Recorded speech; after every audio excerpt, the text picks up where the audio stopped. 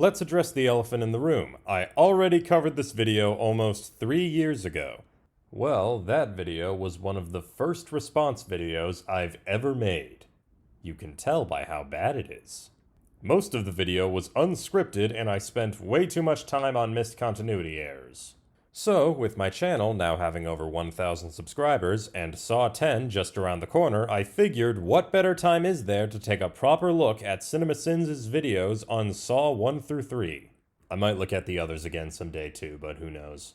Sorry that this video was late. I got COVID and Lionsgate wanted to capitalize on the Barbenheimer trend. It's not like they already had a perfect double feature right there! Small nitpick, but the image used in the thumbnail is from Saw 2, even though the video is about Saw 1. The "everything wrong with" text stays on screen for 1 frame longer than it was supposed to. How long has Adam been in this water? How's he not already dead from drowning? Adam's head wasn't submerged in the water the entire time he was out. He only woke up because his head was submerged. Why did Adam get placed in water while Lawrence is sitting here dry as a bone? The hidden wall cubby containing the items that Lawrence needs is on the side of the room that doesn't have a tub. Also, Lawrence is clearly not dry as a bone. His shirt is soaked with sweat. What would happen if Adam and Lawrence never figured out how to get the tape player? I guess they just eventually die of starvation. But how long would Jigsaw have waited to get up from the floor and say, well, this is awkward. It played out much better in my head when I planned it. Jigsaw gave Lawrence until 6 p.m. to kill Adam. If you do not kill Adam by 6, then Allison and Diana will die, Dr. Gordon. And I'll leave you in this room to rot. So, to answer your question, Jigsaw would wait until 6 p.m. to get up and leave. How did he know they wouldn't throw the tape in the tub on accident? Or somewhere else out of reach? What if Lawrence throws like a girl? Then what? Throwing the tapes wasn't Jigsaw's original plan. Originally, Adam was supposed to have the freedom to move around the room thanks to either the key or hacksaw. Adam would use this freedom to grab everything they needed in an orderly fashion. Also, did you seriously just use the phrase, throw like a girl? I know this video came out in 2013 and it might be a joke, but really? Did he not really care where the tape started back up when he pushed play? Or is this a character rewinds tape and stops it at the perfect moment they were looking for in one try cliche? Lawrence did not stop the tape at the perfect moment. He had to wait a few seconds before he heard the part he wanted to hear again. And Allison and Diana will die, Dr. Gordon. And I'll leave you in this room to rot. Any idea who that is? Let the game begin. He knows us. What do you think? Probably a joke, right? Shh, shh. Let the game begin. Listen. Follow your heart. The newspapers started calling him the Jigsaw Killer. And this kid has never heard of him? Like, ever? Maybe Jigsaw hasn't been active long enough for everyone to know about him. Plus, most of the people Jigsaw has gone after aren't high figures of authority everyone knows about. This penlight has no discernible markings. And Lawrence would have to have a criminal record for them to match fingerprints, so how did the detectives figure out that this was his penlight? Is he the only guy in the area that uses a penlight? How did Lawrence even know it was his? A lot of doctors have to give out their fingerprints when applying for a job.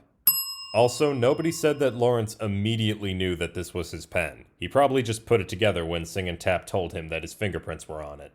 Why did this chick get a video from Jigsaw and everyone else got audio tapes? Jigsaw likely chooses who gets a tape and who gets a video based off of what he has the budget for at the time. Either way, it's arbitrary. How did she not hear him moaning or see him moving his head in time? And how does she remember him moaning and turning his head so that it's in her flashback and story? Or wait, are they saying she did hear him moan and didn't even flinch? Didn't even glance at him or hesitate or pause for even a second? The evil puppet killer said it was a dead body. Even if you would still stab him knowing that he was alive, doesn't the information itself come as a surprise worthy of a small pause? In the very clip you're showing, you can see Amanda hesitating for a brief moment. Every possible angle has been pre-thought out, right? Except the part about how easily either of the tapes could have busted, or how hard it should have actually been to lasso the f***ing tape recorder. Again, lassoing the tape recorder wasn't what they were supposed to do. Adam was supposed to free himself with either the key or hacksaw, allowing him to walk around the room but not leave. The super smart serial killer has every angle covered, except for decent audio. And for that matter, how does Lawrence just assume that the killer's microphone won't pick up whispering?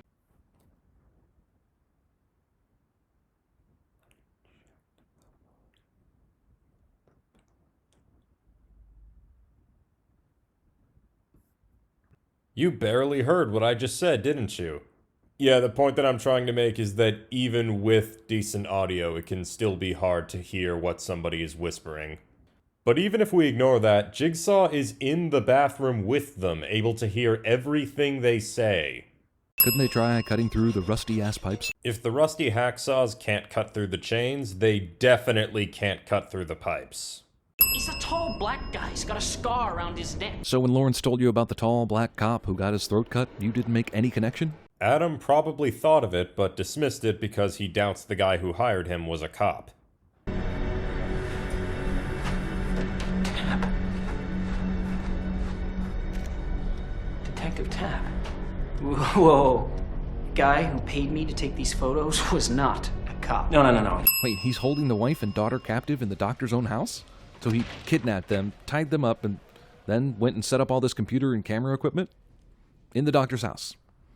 I mean, even if this isn't the real Jigsaw, it's the real Jigsaw's plan. I'm very confused about why he would choose to do this. What if the doctor doesn't pay his Comcast bill? Or he has dial-up? I mean, this is a super rich doctor who's too cheap to buy his wife her own car. It would be riskier to take Diana and Allison to another location in broad daylight, especially with tap watching. Awesome twist. Now, are we really supposed to believe that he didn't need to breathe for 6 hours? Or perhaps even more ridiculous, that he was breathing the whole time, but neither of the prisoners ever noticed the slightest movement? An aging, coughing cancer patient manages to lie still for that length of time? Now, a lot of you watching right now probably think that I'm going to bring up the drug that John gave himself to help him lie still. However, I have been following a rule that I probably should have explained by now. Unless Jeremy references events from a later movie, I will not use information from later movies to explain things in an earlier movie. Remember this for later. Can I just not buy this for a second? Like, the whole reason why Lawrence is here is because he's supposedly cheating on his wife. However, Lawrence and Carla have not begun the affair yet. He says I did not cheat on her! and we see the encounter in the hotel room where he tells her what the rules are for calling him, and like she made a mistake, like a rookie mistake. What's wrong, Dr. Gordon? She even refers to him as Dr. Gordon instead of, his first name. These people have not started a real affair yet. Now, maybe they stupidly flirted in front of Zepp or Jigsaw or whoever at the hospital. They would have had to specifically say in front of them, tonight, for the very first time, we make love in a dirty hotel room. Sure hope no one evil is eavesdropping right now. But even if they did something stupid like that, then Jigsaw or Zepp or whoever would have still had to account for Adam. How did they know about Adam? By Adam's account, he's only been following Lawrence for a few days. They would have had to figure out Adam existed, figure out that he was the type of guy who needed to be taught a lesson too, and then rig the game on the fly to include him. It's implied that Lawrence was committing adultery, or at least something in the same ballpark, 5 months before the bathroom game. I have to ask, what were you doing last night? I was seeing someone. Who?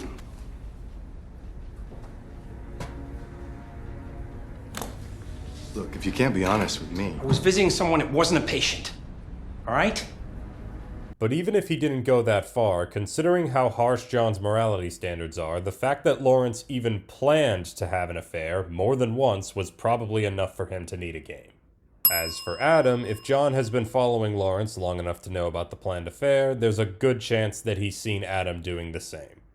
Also, didn't he sort of miss the best action by choosing to fake die facing the kid instead of the doctor? I mean, he likes to watch victims, right? But he didn't even see the guy who cut his own foot off, which for a psycho killer has got to be like the best part. If John was facing Lawrence, he might have recognized him since Lawrence is John's doctor. Okay. This patient has an inoperable frontal lobe tumor extending across the midline, which started as colon cancer. The patient has come in for a standard checkup, by which we are able to monitor the rate at which his condition is declining. The patient had... His name is John. Dr. Gordon. He's a very interesting person. Recognize him? No.